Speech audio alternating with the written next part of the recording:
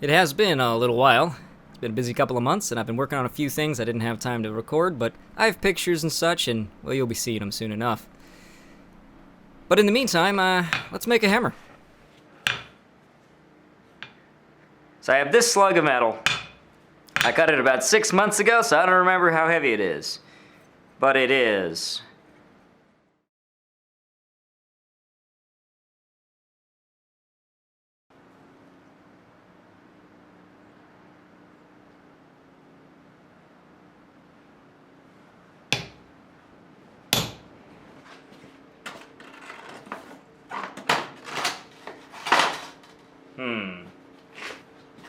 Having the right tongs would help.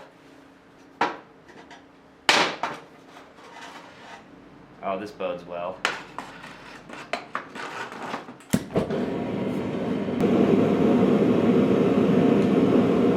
So we're going to be doing this under the press, and if you've seen my video, you recognize my lovely home-built press. But you might notice a few additions. I've added a foot pedal, which uses a simple stop system.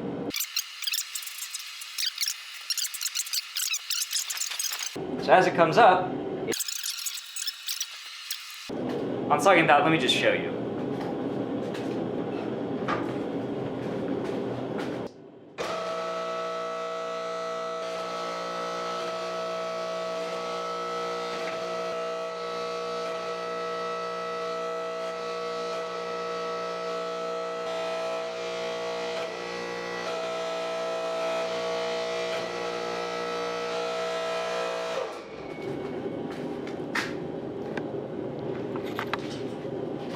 Nice and simple.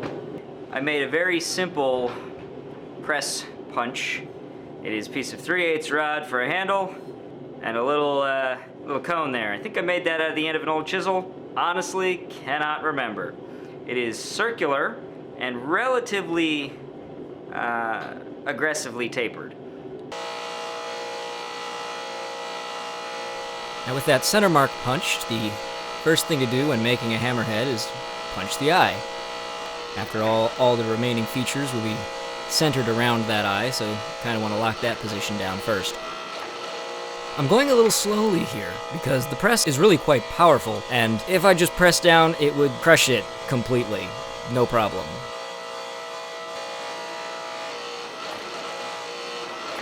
When punching the eye of a hammer, or any tool that has one, you really want to make sure you're getting it as centered as you can through the mass, straight down in X and Y and centered and all that. Otherwise, you're going to have to spend a lot more time correcting it later. So go a little slowly at first, get it nice and positioned, and try to avoid getting the tool stuck too much.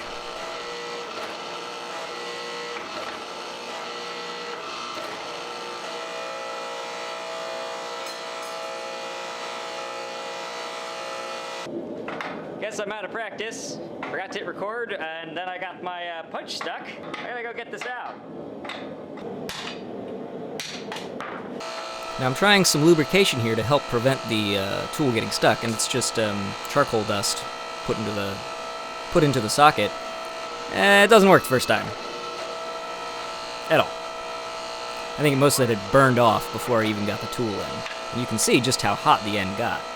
Now I think the lubrication does two things. I think it can provide some back pressure as it vaporizes on the tool, and it also provides some insulation to keep the tool from getting too hot, because the worst thing is if the tool gets hot enough on the end, the press can cause it to mushroom over, expanding it, upsetting it basically inside the hole, and locking it into place. That's bad. Now, 2-3 heats, I think? I'm already almost all the way through on one side. So turn it over, find center again as best as you can, carefully. Punch it right back through. Now the shape of this punch is not perfect. This is only the third hammer I've made, and I don't have the exact right tongs and haven't gotten the motions down right. But even so, with all the heats you'll see here, I had the hole punched in 20-30 minutes.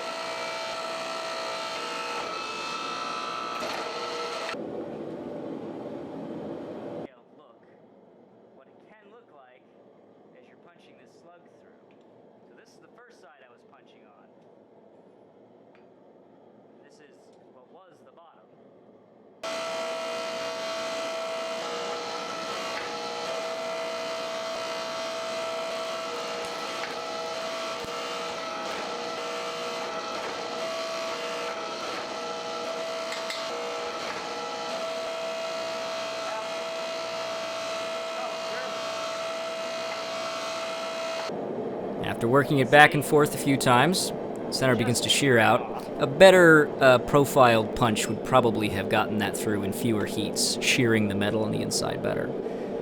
I'm just going to knock the plug out here with my drift and then go on to drifting the hole, bringing it to more of an oval shape, and thinning out the sides, the cheeks of the hammer a little bit.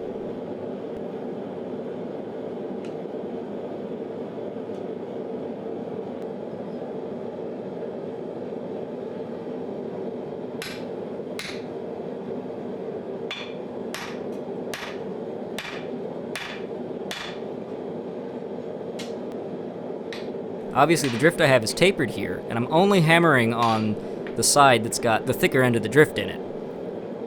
That way, the eye ends up hourglass-shaped, meaning it's narrowest in the center. This will help lock the head onto the handle.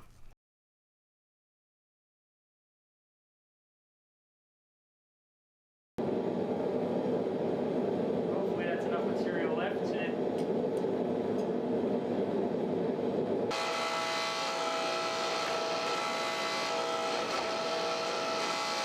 Now, both when punching and doing what I'm doing now, it's important to consider that your tools might not be affecting the steel symmetrically and evenly.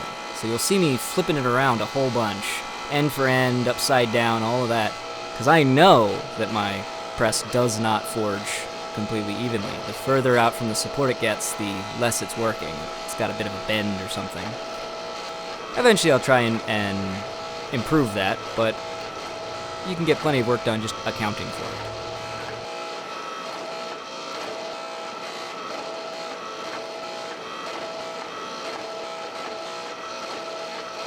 And here, as well as everywhere in blacksmithing, remember, work hot. As soon as it got down to even a dull orange to red, I was popping it back in the forge and letting it heat back up. That meant a bit more standing around time, but I could use that time to work on other projects or have another piece going. In this sped up part here, I just very quickly went back over all the faces and tidied them up a little bit. Nice little brush. And it's time to normalize this thing so I can get it ground up and prepared for heat treat.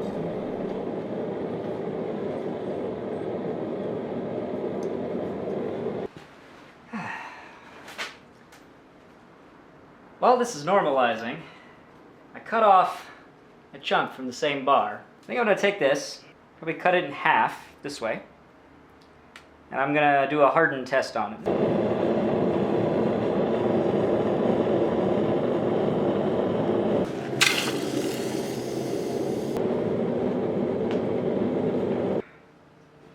This is the oil quenched piece. It's not bad. I can definitely scratch it over here. This is the water quench. That sounds better.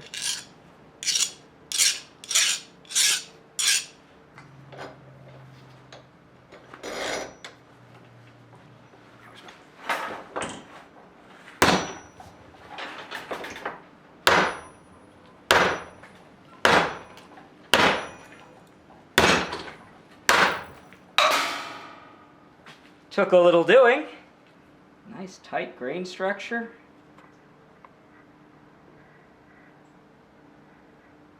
Alright, well that was the oil quench. Time for the water. Now I would like to see this break in fewer hits. A single one, in fact. Holy sh! I think that'll do. Now I did look up 1045 carbon steel to see what the optimal heat treat on it was, and you should always do that if you have a known steel, because there's no one-size-fits-all heat treat. You can guess, but for example, the tempering temperature for 1045 is much higher than I would have expected. I think it's like 600 degrees for the bottom end. And usually, with a knife, I'm only tempering at 400 to 420 degrees with 1084 high carbon steel. I really put this in knowing that it would be a water quench steel, just to show people, before they comment, that it's fine to quench things in water when they're supposed supposed to be quenched in water. You just gotta know what steel you're working with. Anyway.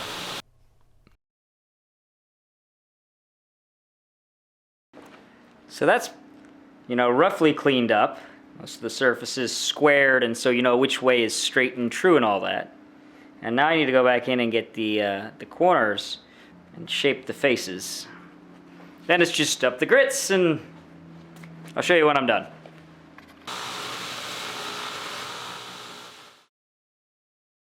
Ever have an idea where you just go, there's no way that can work, right? So it turns out I can perfectly reasonably hold this with the nice flat face on that side very firmly in the lathe. Way to really get the camera in here very well, but...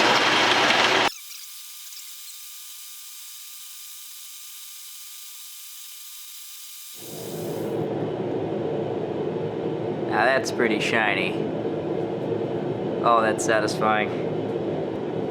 It's not perfect, but it's more than good enough for now.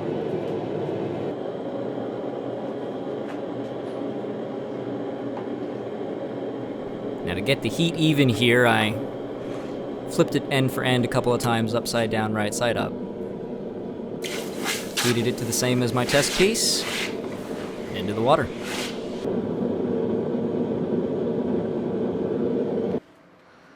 Came out pretty well.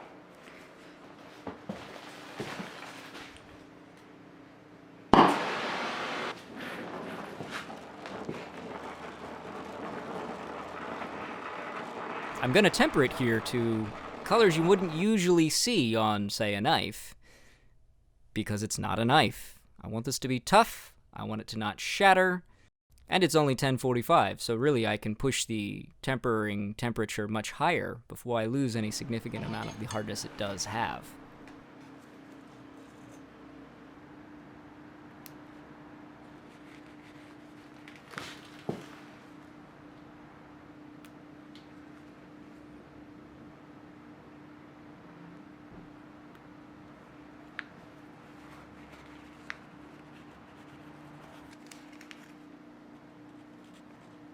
Slick, smooth.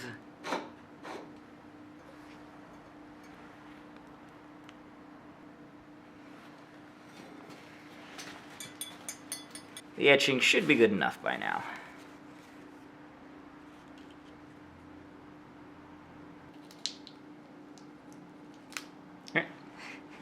That's fun. It's stuck to the... neat.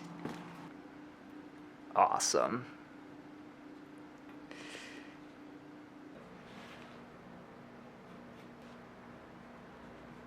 I'm gonna cut that piece out and get started shaping a handle. It's just loud noises and pushing it through a saw. Be right back. This part's always very fiddly, but I find the process I'm about to show here to get the, I actually don't know what you'd call that piece of the handle, but the part that goes through the hammerhead, cut to shape, seems to work pretty well.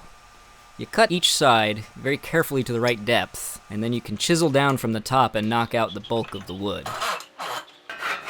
Whenever you get to this part in making a hammer or any other tool on a wooden handle, it's time to break out those woodworking tools you've had sitting around you never really get a chance to use, figure do a little handwork. And that's good fun, and sometimes it can be very effective. This chisel method really works well for me. It is a lot of work, though. I prefer it for this part to make sure I don't take it too small and ruin the handle, make it useless or shorter than I wanted it.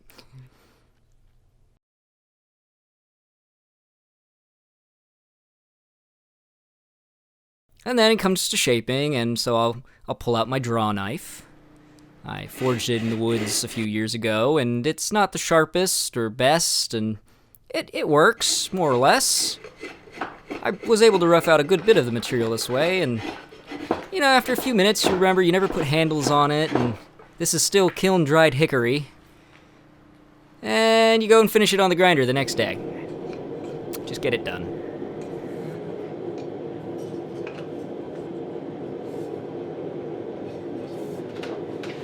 Handle's got a nice taper. front to back and side to side, pinching down to a nice point for when you're doing fine work, and a little bit of a swell at the bottom to keep it in your hand.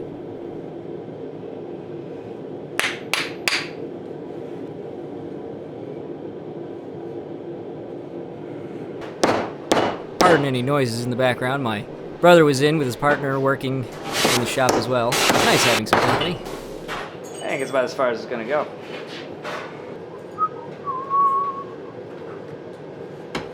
Now I'm gonna mess that up. Yep, nope.